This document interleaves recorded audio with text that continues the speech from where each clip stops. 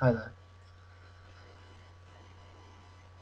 So what I want to know is how long is it going to take for us as a species to completely evolve to live in modern society, in civilization?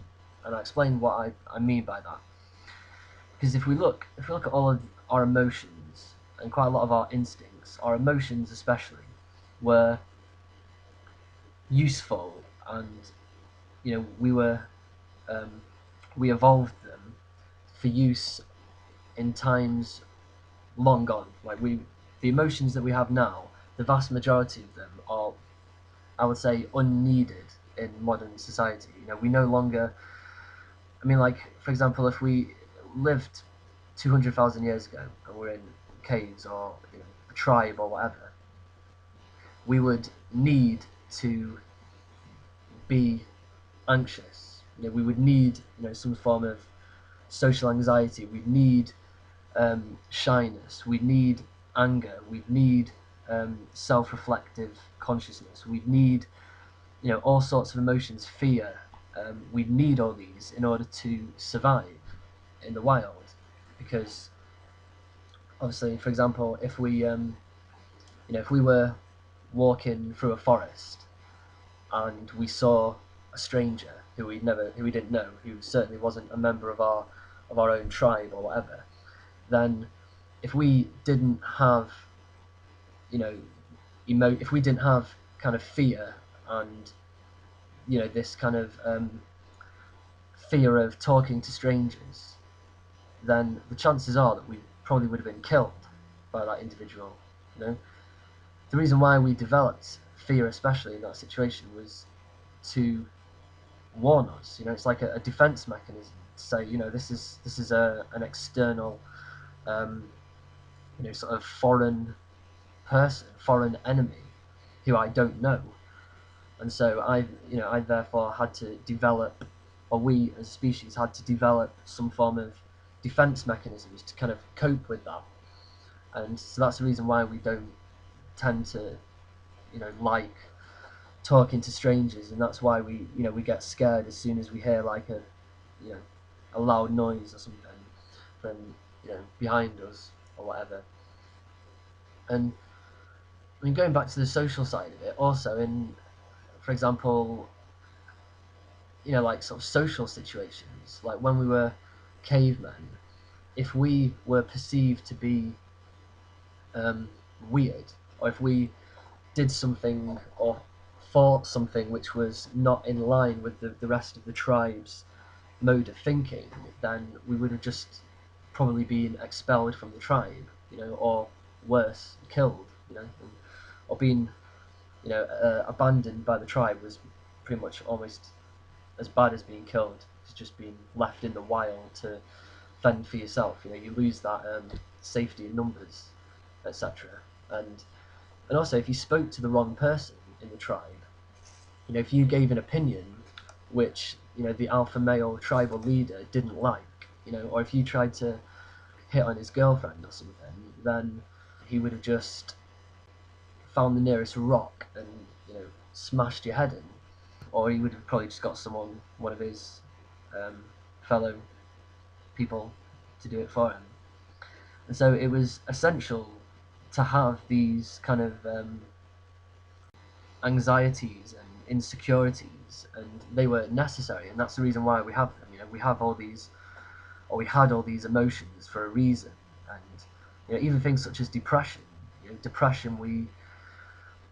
I mean, I'm probably just guessing here, but depression is a way of, or was a way of telling us that there's something wrong. That our state of mind is not a healthy one, and so yeah. So when we're in modern society, whenever that started, 10,000 years ago, and we started living in, not in isolated tribes, but when we actually started living in large groups and conurbations and cities and nations and things like we are now. I mean, for example, now we have nothing to fear from talking to strangers. We have nothing to fear from social situations. I mean, we're hardwired, we're genetically hardwired to be afraid of talking to strangers because these behaviours were evolved for us to survive in a completely different climate and to survive in a completely different situation than what we are presently living in. And so now the worst that could happen is, you might think, oh, you might make a fool out of yourself. If you go and talk to someone, they might just think, oh, he's a bit weird, and then they'll just, I don't know, ignore you or something. But that's nothing compared to what it would have meant 100,000 years ago, where it would have meant that you probably would have been left for dead. And so we still have all of these overhangs and all of these fears and anxieties and all this self-consciousness where we don't need it, and a lot of people are very afraid, and there's a lot of this is manifested in various anxiety disorders, such as social anxiety disorder and all these other anxiety disorders where we as a species tend to sort of objectify ourselves, and because we objectify ourselves, we isolate ourselves. But we know deep down that we don't. There's nothing to be afraid of. We're not going to die. We're not going to get expelled from the tribe. Someone might think we're a bit weird, but we're not going to get killed. We're not going to.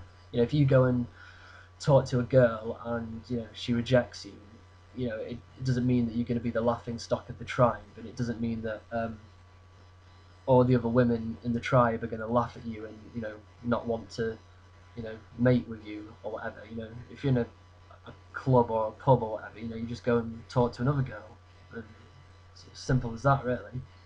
But obviously, it's a lot easier said than done to act in society with all of these, or to act in our modern society with all these, what I call genetic overhangs. These biological, hardwired, genetic dispositions which we just don't need. And I'm just wondering how long it's going to be until we can actually live in society and not have all these anxieties and fears and all these sort of negative emotions.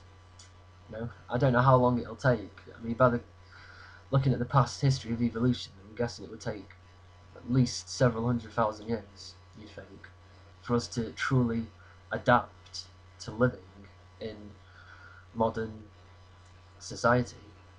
And this is also where I believe a lot of sort of existential stress comes from.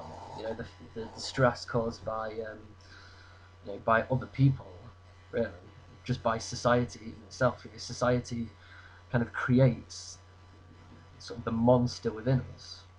Really, be interesting to hear what people think about that.